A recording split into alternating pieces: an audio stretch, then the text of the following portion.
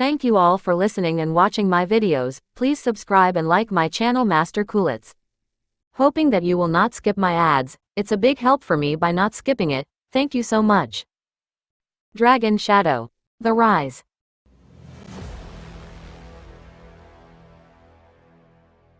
In the shadowy depths of the cloud-reaching tower, tension hung in the air. Caleb Pierce, a cunning and perceptive individual, stood before Zane Martell. The stakes were high, and trust was a fragile thread.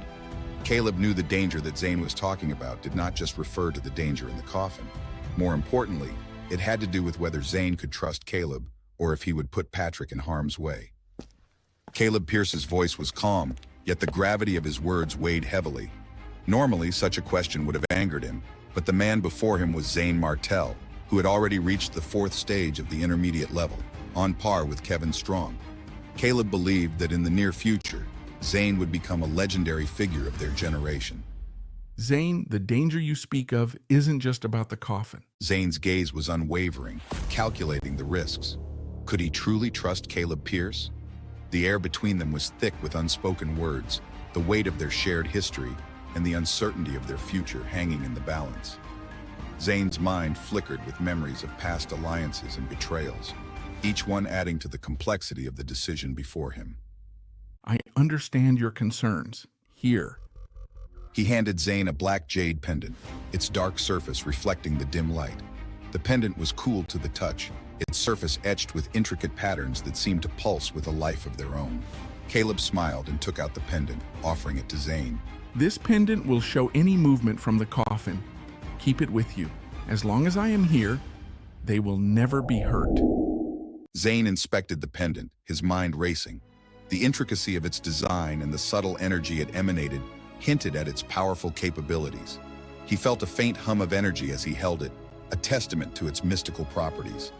After a moment, he nodded and pocketed it. Mr. Pierce, if there's nothing else, I'll take my leave.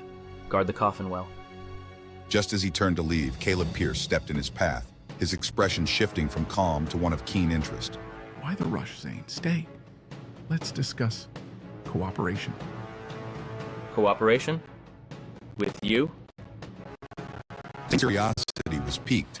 Despite Caleb Pierce's strength and status, he seemed genuinely interested in working together. The relationship between Patrick and Xanthi Pierce made it even more intriguing. The potential benefits of such an alliance were too significant to ignore.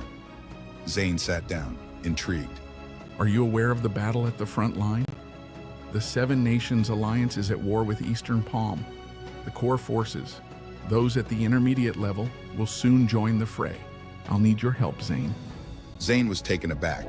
The idea of him being of assistance seemed absurd, yet the sincerity in Caleb Pierce's eyes was undeniable. The war's intensity and the potential involvement of those at the intermediate level meant that the stakes were incredibly high. Zane knew that his skills as an alchemist could turn the tide of battle, and the weight of responsibility settled on his shoulders. You can't be serious. I'm very serious. You're a master alchemist. I need you to refine a specific medicinal pill, one that's not found here, but on the Eastern Prairie. What kind of pill? A spiritual pill that helps break through to the advanced level. The word sent a shiver down Zane's spine. A pill that could achieve such a feat was unheard of. To break through to the advanced level required a combination of favorable timing, geographical location, and human resources. Each of the factors was indispensable. There were only a handful of people who'd reached the advanced level, and he'd never heard of any pills that could help them break through to the realm. If it was true, he would be of help no matter what. If that's true, I'll help. Just like that. No questions? With Patrick and Xanthi Pierce's relationship as a guarantee, I trust you. Now, I need to prepare for the coming war. See you next time. With a confident stride, Zane left the tower, leaving Caleb Pierce watching him with a sly smile. Zane, you're full of surprises. Choosing Patrick was indeed the right decision. Outside, Zane's mind raced with thoughts of the impending conflict. Back at his residence, he shared the news with Eric Helm. We need to strengthen ourselves, Eric. War is coming. Days turned into weeks as they trained relentlessly. The verdant frog seeds they had planted sprouted, a sign of their growing power. The seeds finally took root and sprouted, producing 10 white fruits the size of a thumb. However, the fruit was not yet fully ripe. It seemed that it would take some time for it to fully mature. Half a month later, news of the frontline war reached them. The senior executives of the Seven Nations Alliance had decided to task a small number of disciples with guarding Lotus City. The rest of the disciples were split into teams and attacked in full force. At this moment, both Zane and Eric's cultivation had risen by a level, and Eric had reached the 5th stage of the intermediate level.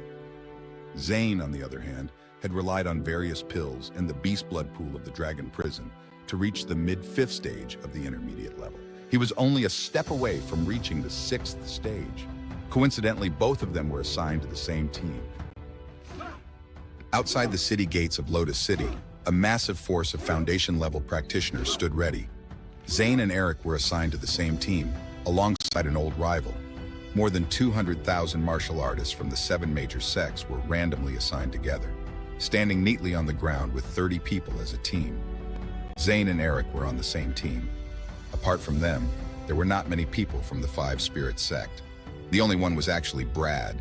Seeing that Zane was actually on the same team as him, he was none too thrilled. Zane, what a small world. I hope you die in one piece on the battlefield. He sneered, thinking that Zane's breakthrough to the 5th stage of the intermediate level was something inconsequential. However, he had never heard of the incident between Zane and Kevin Strong. Otherwise, Brad would never dare to look down on Zane. Worry about yourself, Brad. He knew that ever since Brad had brought Nectar Blaine with him to Lotus City, Nectar had been imprisoned by the higher-ups of the Seven Nations Alliance. Nectar was important to leverage. It might be the weakness of Albert, the general of Eastern Palm. As for Brad, he had contributed a lot to the success of the kidnapping process, so he was rewarded with a slew of good things. No matter what, Zane had to get even with Brad. On the whole ground, in addition to their team, there were hundreds of similar teams. However, not every team's mission was the same. Some of them were tasked with assassinating the enemy, and some of them were reinforcements and backup troops. Some were bound by comradeship, while others were trying to sow discord. On the other hand, Zane's group was tasked with killing the enemy on the battlefield. Their leader was an elder of the Devil Flame sect, who was at the 9th stage of the intermediate level. His name was Lucas Hale. Zane, you think this guy's related to Lane?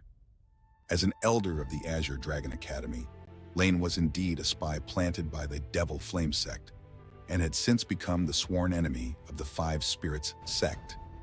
Doubtful. But keep your guard up. The Devil Flame sect is full of surprises, whether it's Lane or Rebecca. But boy, I kind of like the way Rebecca feels. As they prepared for battle, the tension was palpable. The future was uncertain, but one thing was clear. The war was about to change everything. The scene was set, the players in position. The curtain was about to rise on a conflict that would test their limits and forge new alliances.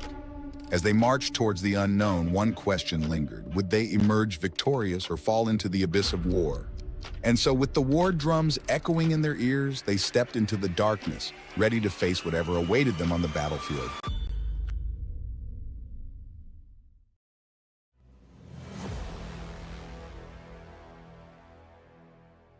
In the midst of chaos and uncertainty, tensions were palpable as whispers filled the air. The atmosphere was heavy with impending conflict, and every soul braced for what was to come. The Seven Nations Alliance had gathered their forces, uniting under a common cause to face the looming threat. Every warrior knew that today's battle could determine the fate of their homeland, and the weight of this responsibility hung over them like a dark cloud. Eric Helm, eyes sharp and voice edged with suspicion, confronted Zane Martell. Rebecca? Touch? Are you seriously flirting around when Alora is missing? Spill it.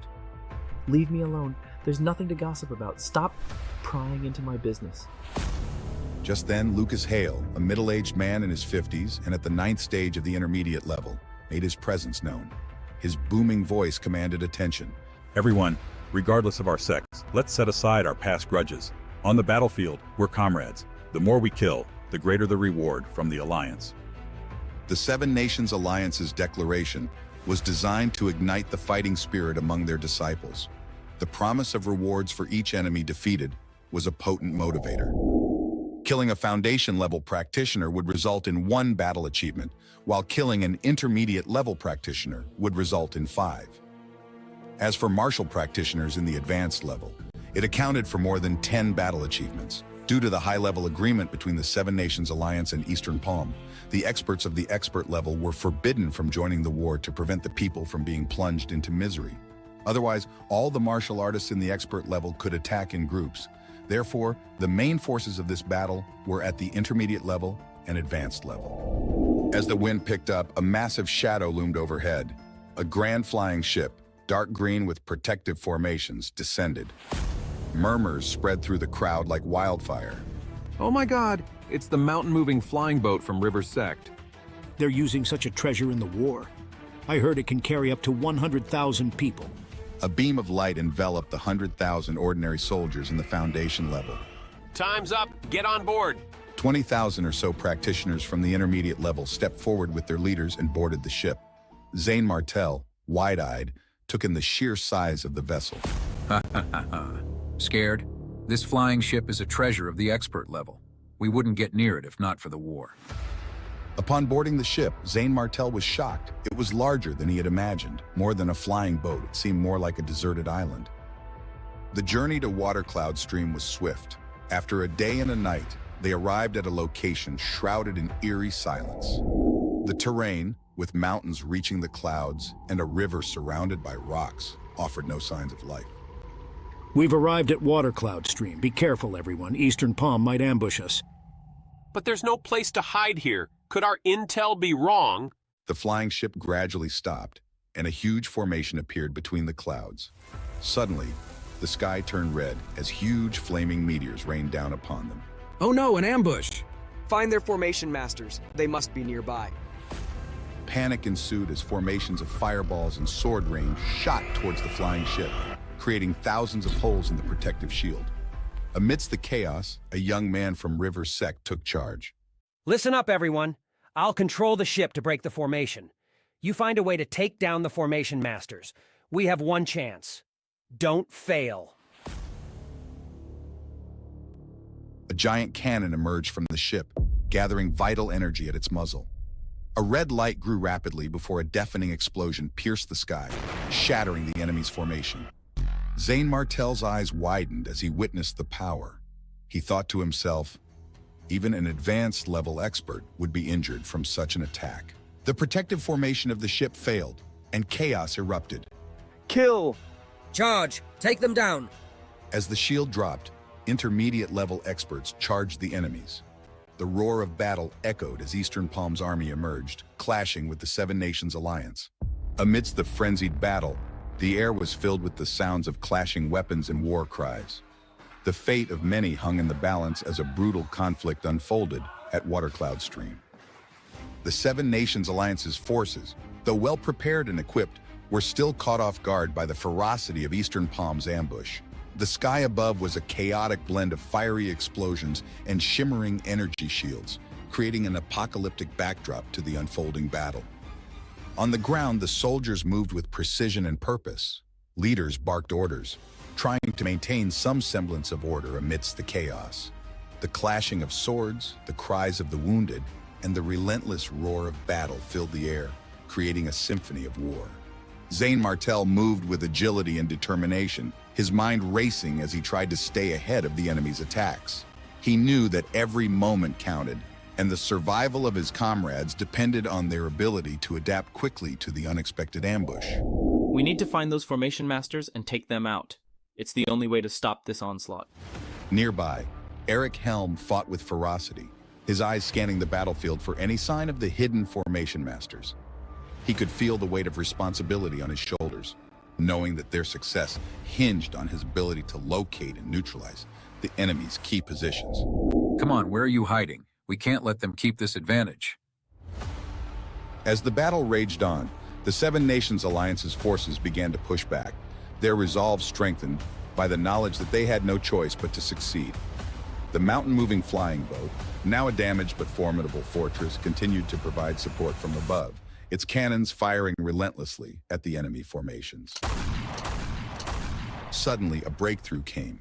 Eric Helm spotted a group of Eastern Palm formation masters on a nearby ridge, their hands moving in intricate patterns as they maintained the devastating attacks on the Seven Nations Alliance's forces. There, on the ridge, we've got to take them out. Zane Martel and Eric Helm rallied their comrades, leading a charge towards the ridge. The enemy formation masters, realizing they had been discovered, redoubled their efforts, sending waves of fireballs and energy bolts towards the advancing warriors. The ground shook with the impact of the attacks, but Zane Martel and his comrades pressed on, their determination unwavering. They reached the ridge and engaged the formation masters in close combat, the clash of weapons and the crackle of energy filling the air. Zane Martel's sword moved with precision and speed, deflecting enemy attacks and striking with lethal accuracy. Eric Helm fought beside him, their combined strength overwhelming the formation masters. One by one, the enemy fell, their formations collapsing under the relentless assault. With the formation masters defeated, the tide of battle began to turn. The Seven Nations Alliance's forces, emboldened by their success, renewed their efforts, pushing the enemy back and regaining control of the battlefield. The sky, once filled with the fiery rain of meteors and energy bolts, began to clear as the remaining enemy formations crumbled. The mountain-moving flying boat, its cannons now silent, hovered above like a guardian, its presence a symbol of hope and resilience. But the true test of their courage and strength was yet to come. What hidden dangers lay ahead, and who would emerge victorious from this deadly encounter? The suspense was electric, as the battlefield awaited its next turn in the harrowing saga of war and survival.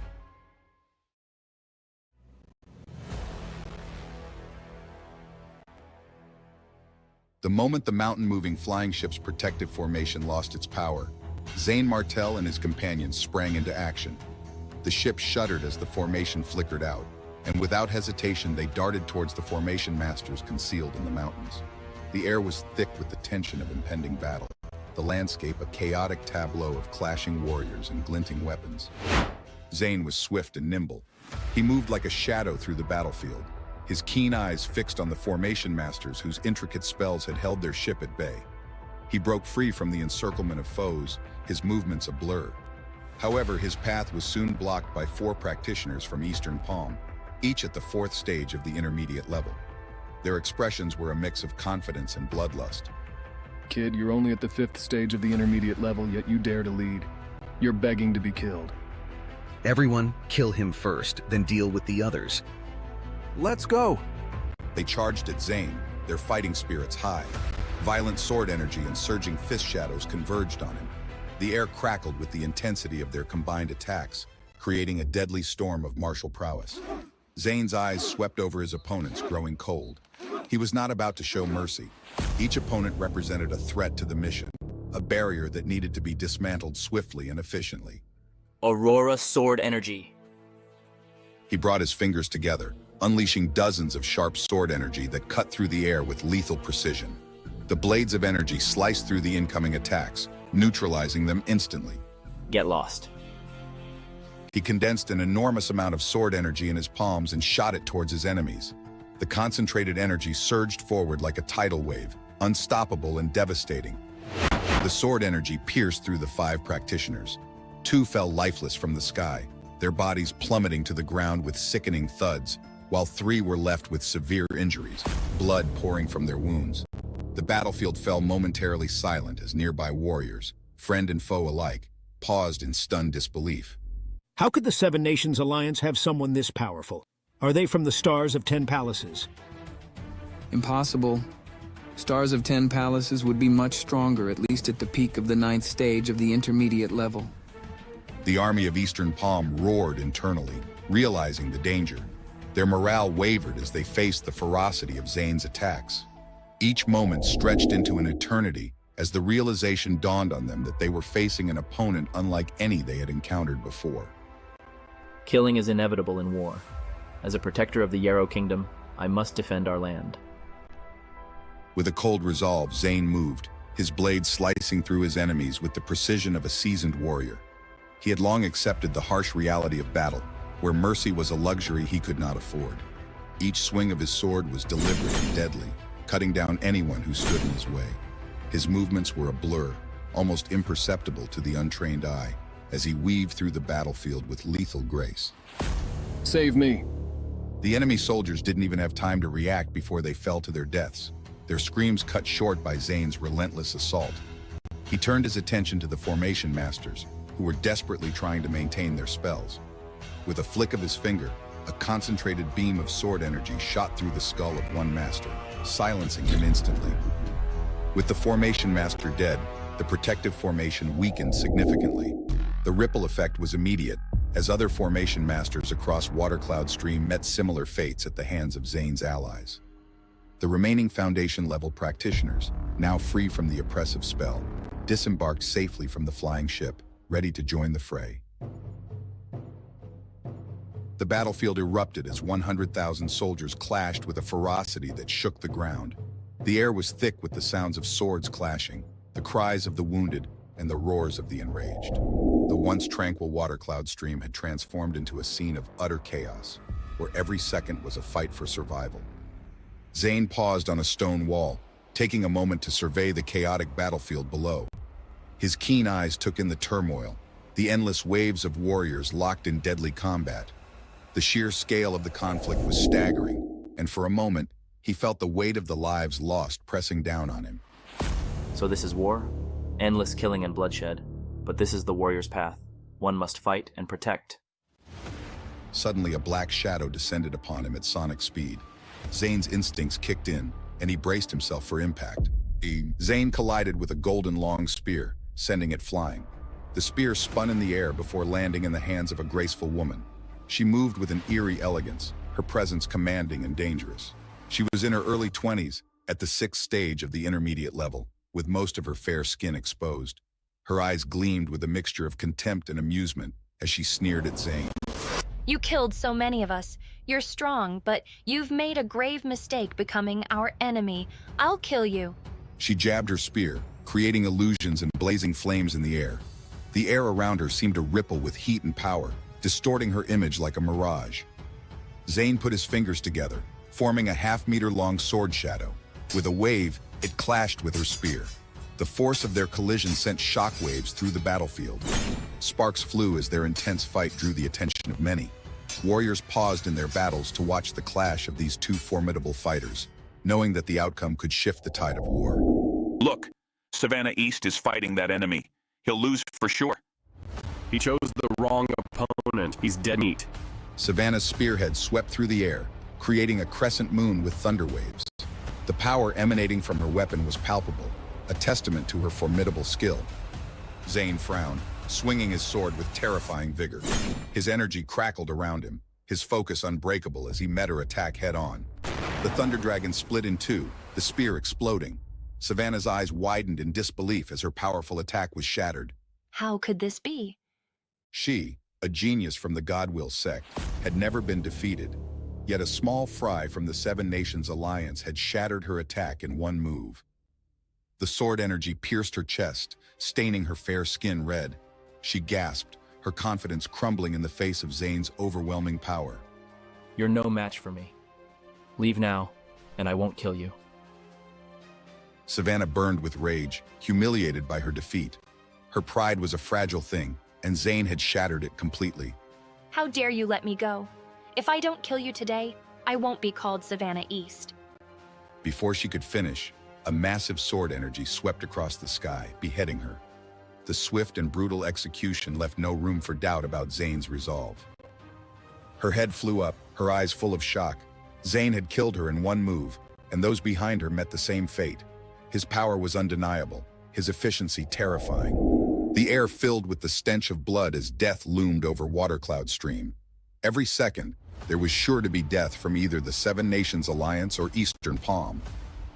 The battlefield was a chaotic symphony of clashing steel and anguished cries. Zane stood amidst the carnage, his heart as cold as the blood-stained ground beneath him. What horrors and challenges lay ahead in this merciless war?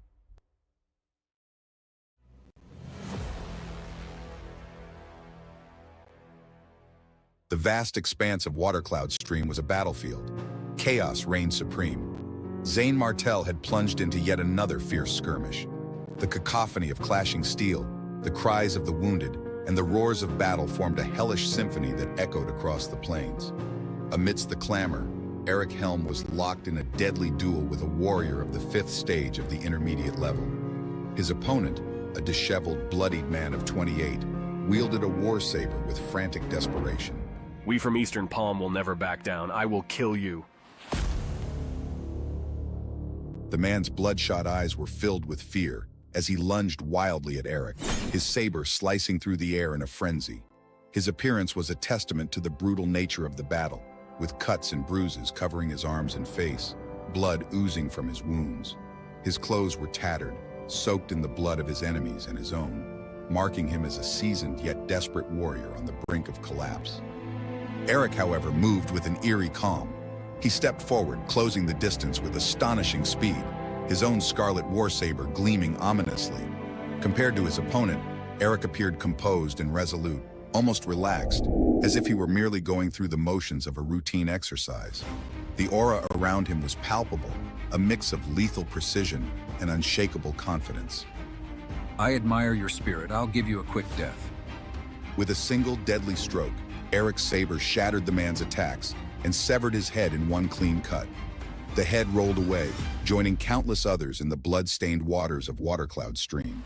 The river, once a symbol of tranquility, had been transformed into a horrific spectacle, a testament to the ferocity of the ongoing war.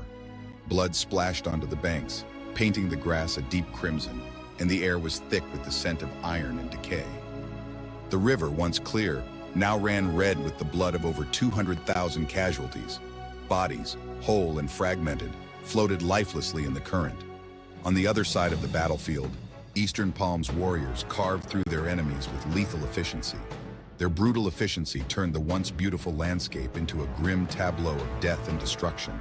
Soldiers screamed and fell, their lives extinguished in flashes of steel and bursts of vital energy. Above the entrance of Watercloud Stream, a mountain-moving flying ship hovered. Most of its crew lay dead on the ground below, leaving only a handful to guard it. The ship, an imposing fortress in the sky, continued to rain destruction upon the battlefield. Evan Blackwood, one of the Star of 10 Palaces, lounged on the railing, surveying the chaos with a detached smile. His demeanor was one of casual disinterest, as if the carnage below were nothing more than a mildly entertaining spectacle. How lively. It's a pity no one here is worthy of my attention. Only the 7 great generals, apart from those in the advanced level, are worth my time. Suddenly, 4 shadowy figures darted through the sky, aiming for a sneak attack on Evan. But before they could strike, a strange knife flew through the air, killing them instantly. The knife returned to the hand of a young woman, one of the top fighters in the Watercloud Valley, at the 8th stage of the intermediate level. She moved with a deadly grace, her every action precise and lethal. Her eyes, cold and calculating, never missed a detail as she assessed the battlefield. Senior brother, are you not going to join the battle?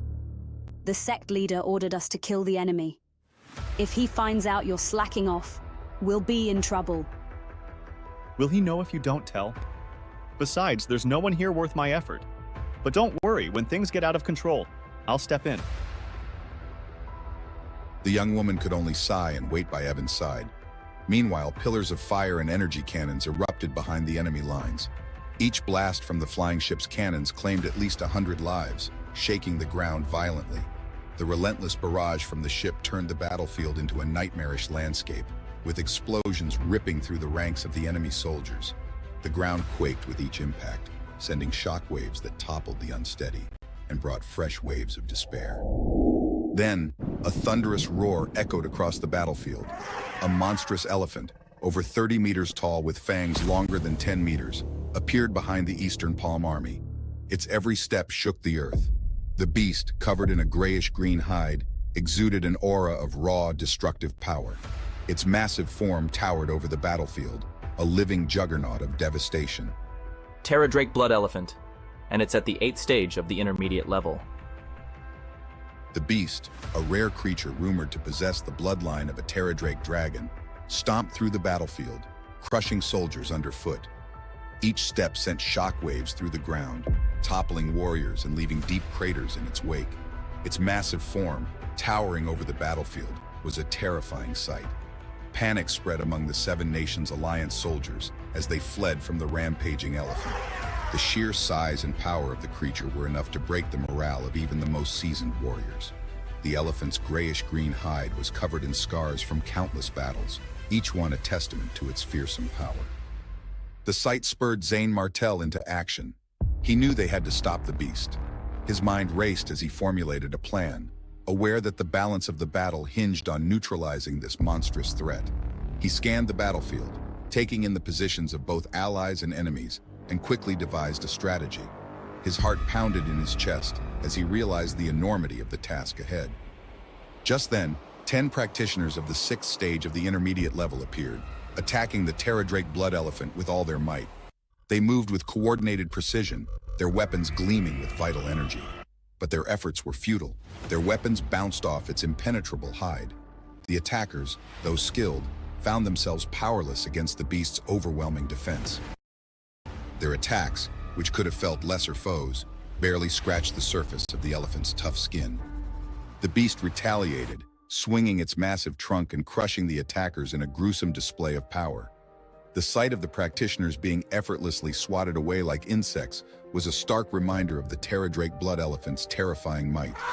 The ground trembled with each swing, and the air was filled with the sickening sound of bones breaking and bodies being flung aside. The Seven Nations Alliance is doomed. This Terradrake Blood Elephant alone will decimate them. From behind the Eastern Palm Army, a young general at the 9th stage of the intermediate level watched with a smug smile, surrounded by his elite guards. His confidence was palpable, and his arrogance only seemed to grow as he witnessed the devastation wrought by the elephant. The general, sitting in a rattan chair and sipping from a jug of fine wine, seemed almost bored by the proceedings, his demeanor contrasting sharply with the chaos around him. General, since we have the Terradrake Blood Elephant, why don't we pursue and kill all our enemies? Okay, you forego and kill the enemies. The more you kill, the greater the rewards.